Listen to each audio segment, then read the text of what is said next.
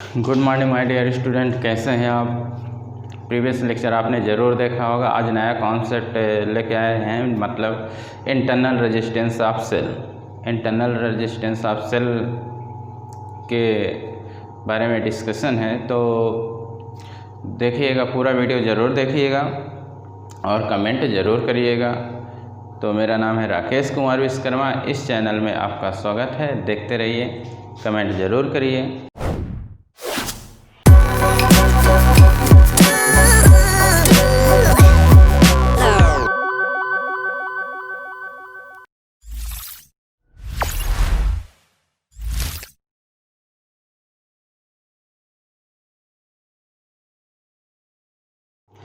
Internal resistance of cell. जैसा कि आपने रेजिस्टेंस पढ़ा, रेजिस्टेंस क्या बताया गया कि the obstruction offered by conductor, the obstruction offered by conductor to flow of current. Current जो फ्लो होते हैं उसमें जो रुकावट पैदा होती है बाय कंडक्टर, उसी को हम क्या कहते हैं, रेजिस्टेंस कहते हैं। ऐसे यहाँ पे भी है इंटरनल रेजिस्टेंस ऑफ सेल में, यानी सेल के अंदर जो इलेक्ट्रोलाइट्स होते हैं, इलेक्ट्रोलाइट्स जो करंट फ्लो होते हैं उसमें जो ऑब्स्ट्रक्शन ऑफर्ड करते हैं, उसी को हम क्या कहते हैं, इंटरनल रेजिस्टेंस कहते हैं। हमारे पास जो इलेक्ट्रोलाइट्स होते हैं, क्या होते हैं, इलेक्ट्रोलाइट्स होते हैं। क्या होते हैं इसके अंदर, ये सेल है, सेल के अंदर क्या होते हैं, इलेक्ट्रोलाइट्स होते हैं। तो इनके अंदर जो इलेक्ट्रोलाइट्स होते हैं, तो वो क्या है, करंट जब फ्लो होती है उसमें क्या है, जो ऑब्स्ट्रक्शन प्रोड्यूस करते हैं, अफर्ट करते हैं, उसको क्या कहते हैं, इंटरनल रेजिस्टेंस ऑफ सेल कहते हैं। Internal resistance of cell. The obstruction offered by electrolytes inside cell to flow of current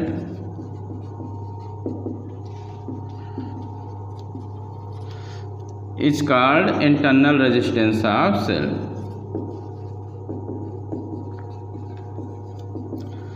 यानी सेल है, सेल के अंदर क्या होते हैं, इलेक्ट्रोलाइट्स होते हैं। सेल के अंदर क्या होते हैं, इलेक्ट्रोलाइट्स होते हैं।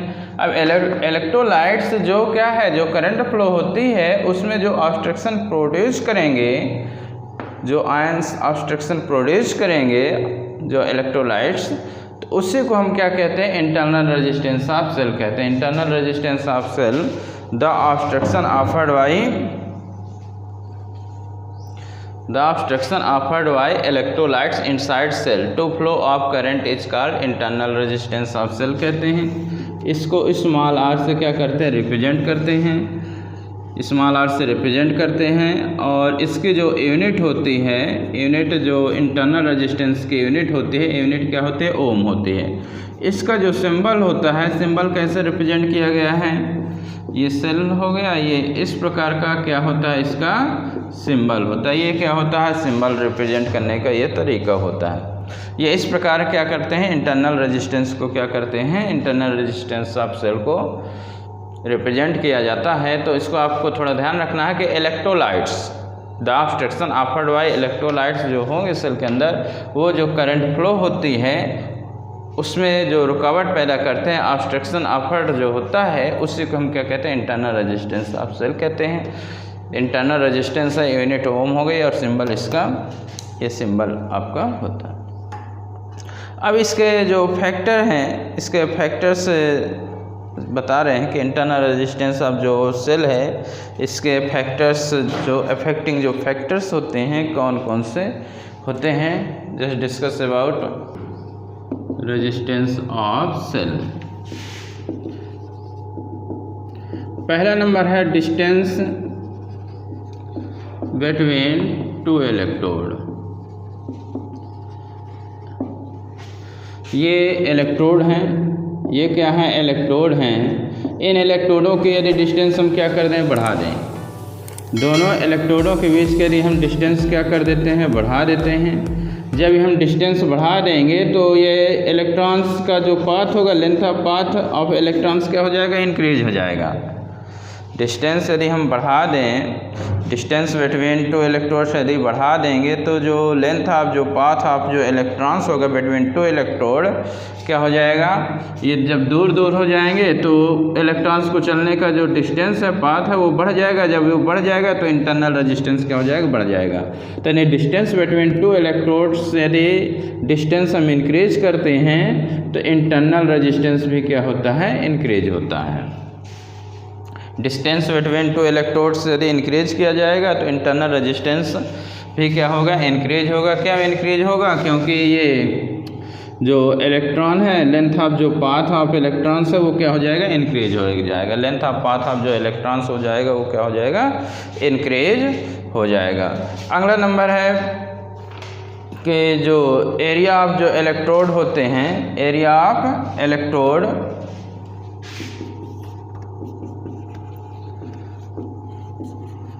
Area of electrode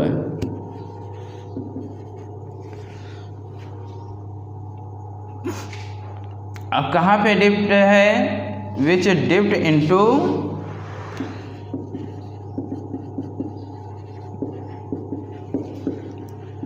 electrolyte. यानी एरिया ऑफ इलेक्ट्रोड पे भी क्या करता है, ये डिपेंड करता है, विच डिप्ट इनटू इलेक्ट्रोलाइट्स।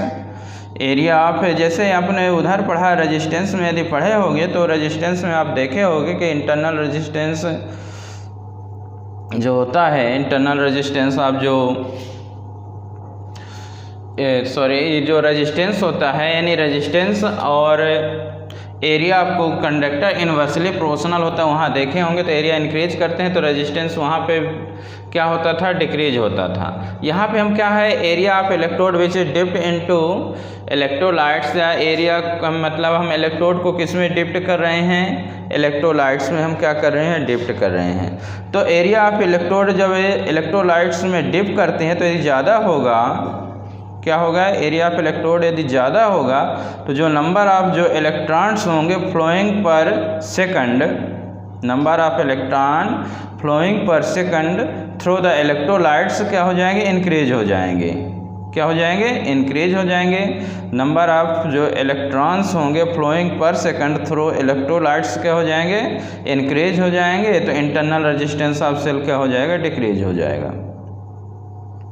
यदि area of electrode dipped into the electrolytes क्या हैं, मोर हैं, ज़्यादा है। एरिया ऑफ इलेक्ट्रोड्स जो है वो ज़्यादा है, जो हम डिप कर रहे हैं, क्या कर रहे हैं, इसमें डिप कर रहे हैं, इलेक्ट्रोलाइट्स में हम क्या कर रहे हैं, डिप कर रहे हैं। एरिया यदि ज़्यादा है, ज़्यादा एरिया ले रहे हैं, एरिया ऑफ इलेक्ट्रोड्स क्या है, ज़्यादा है।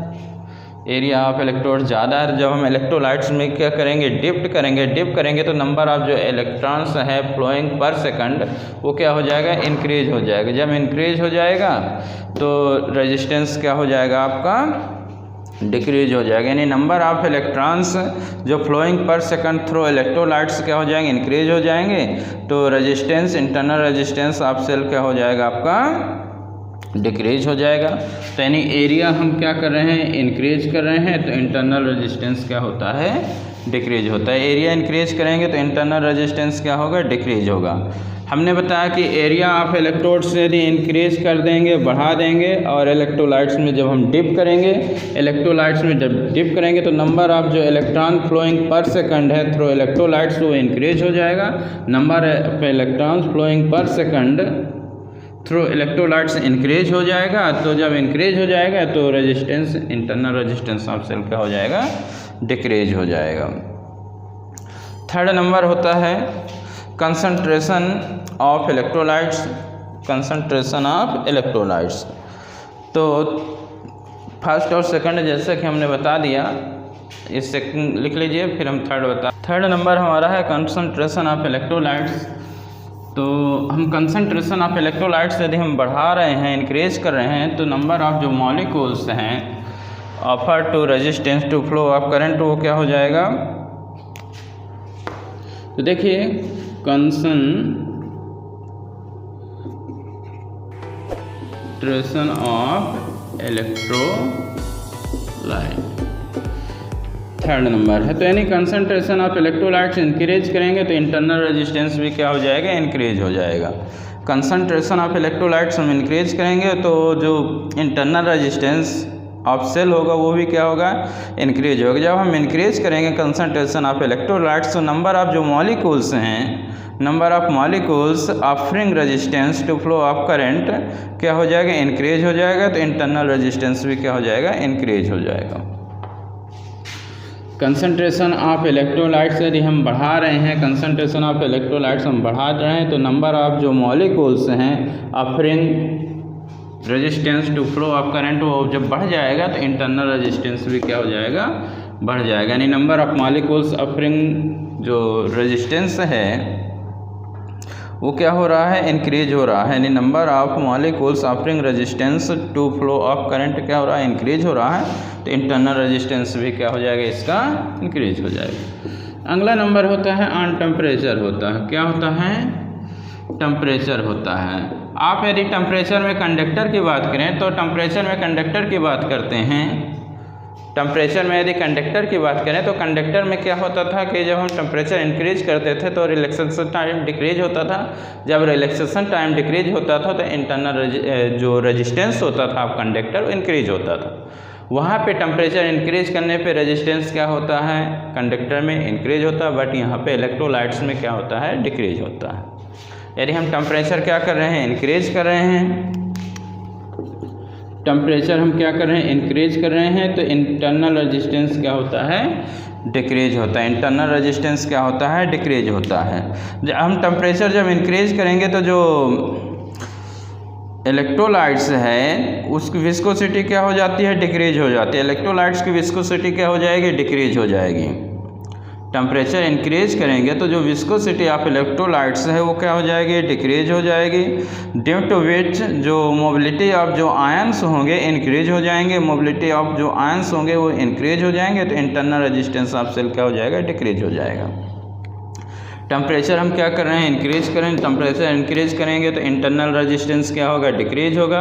डिक्रीज इसलिए होगा कि जब हम टेम्परेचर इंक्रीज करेंगे जो इलेक्ट्रोलाइट्स है उसकी जो विस्कोसिटी है वो डिक्रीज होगी। विस्कोसिटी जब डिक्रीज हो जाएगी तो जो मोबिलिटी ऑफ जो आयंस होंगे वो इंक्रीज हो जाएंगे। तो आयंस जो इंक्रीज हो जाएंगे, मोबिलिटी ऑफ आयंस इंक्रीज हो जाएंगे तो इंटरनल रेजिस्टेंस ऑफ सेल क्या हो जाएगा, डिक्रीज हो जाएगा।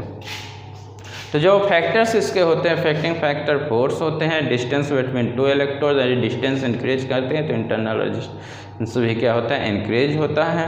एरिया ऑफ इलेक्ट्रोड होता है which is dipped into electrolytes, area increase हो जाता है तो इंटरनल रेजिस्टेंस यहाँ पे डिक्रीज होता है। कंसंट्रेशन ऑफ इलेक्ट्रोलाइट्स इंक्रीज करेंगे तो इंटरनल रेजिस्टेंस इंक्रीज होगा। टेम्परेचर इंक्रीज करेंगे तो इंटरनल रेजिस्टेंस डिक्रीज होता है। ये हमने क्या है, फैक्टर्स हमने बता दिए। ये क्या होते हैं, इनके फैक्टर्स होते हैं। रिलेशन है electromotive force, potential difference and internal resistance. Electromotive force, potential difference and internal resistance. Electromotive force नाम से लगता है कि फोर्स है, but it is not a force. Electromotive force क्या होता है कि maximum potential difference between two electrodes in open circuit, उसी को हम क्या कहते हैं, इलेक्ट्रोमोटिव फोर्स कहते हैं। Potential difference between two electrode, जो पोटेंशियल होता है उसको कहते हैं। तो यहाँ पे देखिए EVR में रिलेशन हम देखते हैं। EVR में रिलेशन की बात करते हैं, electromotive force, potential difference and internal resistance से सर्किट बना हुआ है। यहाँ पे आप देख रहे हैं कि E क्या है, आपका इलेक्ट्रोमोटिव फोर्स ऑफ सेल है। E क्या है, इलेक्ट्रोमोटिव फोर्स ऑफ सेल है। और कैपिटल R एक्सटर्नल रेजिस्टेंस है, एक्सटर्नल रेजिस्टेंस। I क्या है, आपका करंट है, I क्या है, करंट है। तो इसमें देखिए जो total electromotive force, small r क्या है, इंटरनल रेजिस्टेंस। स्मॉल r क्या है, इंटरनल रेजिस्टेंस आपका इसमें दिया हुआ है। तो आप देखेंगे ओम्स लॉ से यदि देखा जाए, ओम्स लॉ से कि current is equal to total electromotive force upon total resistance. तो टोटल इलेक्ट्रोमोटिव फोर्स इसका E है और टोटल रेजिस्टेंस कितना होगा R प्लस स्मॉल आर हो गया। कितना हो गया? R प्लस स्मॉल आर हो गया। ये क्या निकल आया आपका? करंट निकल आया ओम्स लॉ से, यानी total electromotive total resistance E upon R plus small r आपके आ गया। अब टर्मिनल वोल्टेज ऑफ सेल कितना V है? टर्मिनल वोल्टेज ऑफ सेल कितना है? यहाँ देखिए कितना हमने लिया, V लिया। कितना लिया है? कैपिटल V है। तो अगेन आप ओम्स लॉ से ले, किसका यूज करो? By Ohm's law. Ohms law से लेओगे तो कितना हो जाएगा? ये I इक्वल टू V अपान कितना हो गया? R हो गया। इक्वेशन हमने सेकंड दे दिया। I इक्वल टू कितना हो जाएगा? V अपान R हो गया। उसको हमने इक्वेशन कौन सा दे दिया? सेकंड इक्वेशन हमने दे दिया। तो फर्स्ट और सेकंड में दोनों तो करंट ही हैं। फर्स्ट और सेकंड देखिए, फर्स्ट और सेकंड दोनों तो करंट ही हैं। तो फर्स्ट और सेकंड का यूज करो, फर्स्ट और सेकंड का। तो V upon R equal to E upon R plus small r. तो यहाँ पे इधर कैलकुलेट किए देते हैं, देखिएगा। तो कितना हो जाएगा? V R क्रॉस मल्टीप्लिकेशन करिए, small r equal to capital A capital R। तो V R इक्वल टू जब लेओगे तो A R minus V R हो जाएगा। तो V R equal to capital R common ले ले तो A माइनस कितना हो गया? V हो गया। तो small r equal to capital R, ये इधर अपान में कर दो, A upon V minus V upon V। तो small r equal to capital R, A upon V minus 1। ये किसका इक्वेशन हो गया? दिस इज इंटरनल रेजिस्टेंस हो गया। क्या हो गया? ये इंटरनल रेजिस्टेंस ऑफ सेल हो गया। यानी small r equal to capital R, A upon V minus 1। ये क्या निकल आया है? इंटरनल रेजिस्टेंस ऑफ क्या निकाल दिया हमने? सेल निकाल दिया। यानी इंटरनल रेजिस्टेंस का जो इक्वेशन होता है, इंटरनल रेजिस्टेंस का क्या निकल आया? इक्वेशन निकल आया। तो ये आपका small r equal to capital R, A upon V minus 1। ये क्या है? Internal resistance of cell.